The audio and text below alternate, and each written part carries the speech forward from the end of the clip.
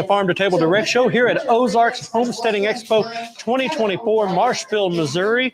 And I am with another one of our great and wonderful sponsors here at the Ozark Homestead Expo, and that is Stark Brothers. And I'm standing here with Matt, and we're going to talk just a little bit about Stark Brothers, who they are, and their involvement in the homestead community. So Matt, why don't you tell us a little bit about Stark Brothers? I'm with Stark Brothers Nurseries and Orchards Company. We are the nation's oldest operating nursery. We were founded in 1816.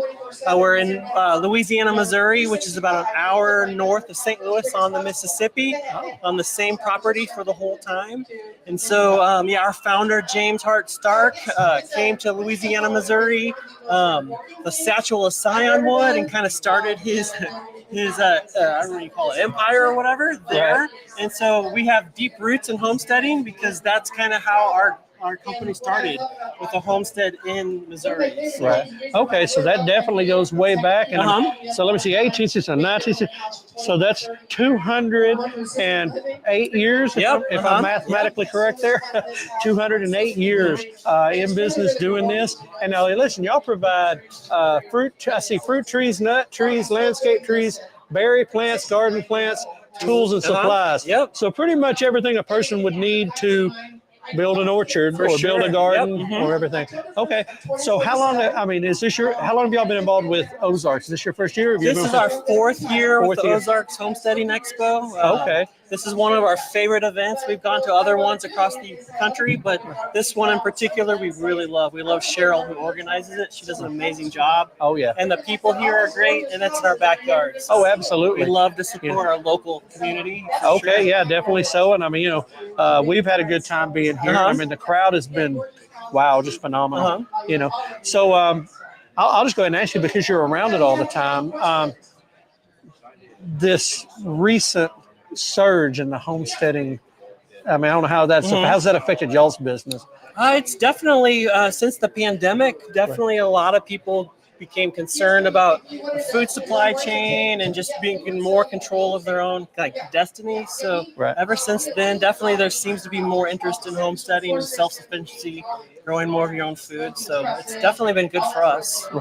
Okay. So I know it's always, forecasting in business and forecasting even in what we do. Where do you kind of see this going forward? I mean, with y'all's business, how going forward? I mean, like I said, we've been around for over 200 years. So I don't know. It seems to just want to stay the course. Just do what you've been doing. We're going to be here for another 200 years. Right. But, well, maybe.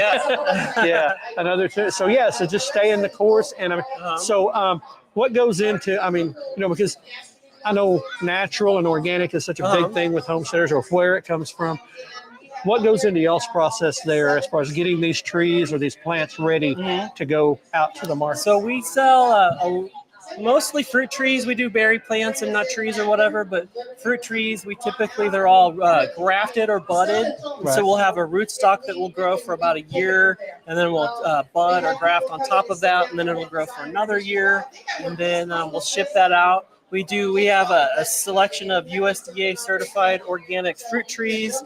We've got garlic, we've got potatoes. So we've got a lot of sustainable products, but then we also have the old school conventional products as well. So pretty much a wide variety. A person can really come in and say, hey, I want this or I want this. And you can really kind of, I guess in a sense, if they want the traditional, like you said, or stuff where y'all have done research, I'm sure. I mean, there's a lot of time behind this and figuring that out. Yeah, for the sustainable people who are more interested in organic gardening and sustainable gardening, there are some varieties of fruit trees that are more disease resistant naturally, especially some of the heirloom varieties like the Wolf River apple. There's others like the Liberty apple that they just require less sprays and maintenance. And so, well, that's important. I mean, if people want to know what they're, because I know my wife, she's on me like crazy about wanting fruit trees, and we've planted in an apple, and we'll see what happens to it. So I mean, I know that's a big thing, and so I guess where to go with this? It's I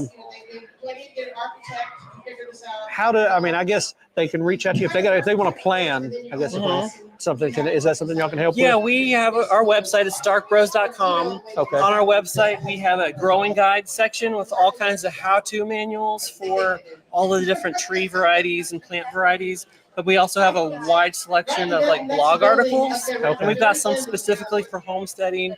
things about if you want to build up an orchard for your homestead, what type of trees. There's dwarf, there's semi-dwarf, there's standard. Like what the pros and cons of each approach are, where you want to your growing location, like sunlight and other factors about where you want to plant, and then things to consider like when harvest, like some fruit will harvest earlier in the fall and other fruit trees will harvest early and some are later. So if you want to get a continual harvest, if you want certain fruit, apples that'll last longer, some that are better for baking or fresh eating. So there's a lot of information to help you make good choices for how you want to build out. And that is on starkbros.com. Do y'all do social media as well? Yeah, we've got social media. We're on pretty much everything.